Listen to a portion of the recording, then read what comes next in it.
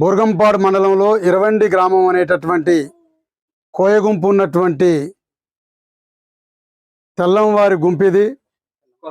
తెల్లంకోస గుంపు ఇరవండి గ్రామానికి కూతవేటు దూరంలో ఉన్న ఇక్కడికి రాకపోకలు కూడా వర్షాలు వస్తే కష్టసారమైనటువంటి పద్ధతుల్లో ఉంటాయి. ఇక్కడ ఒక 30 కుటుంబాలు 30 సంవత్సరాలుగా వ్యవసాయం మీద ఆధారపడి జీవనం సాగిస్తూ ఉంటే ఒక 3 రోజుల ముందు ఫారెస్ట్ ఆఫీసర్లు వస్తారు, ఈ గుంపులోనే కూర్చుంటారు, ఇక్కడ మందు తాగుతారు, వీళ్ళతోని కోళ్ళను కోయించుకొని భోజనం చేస్తారు.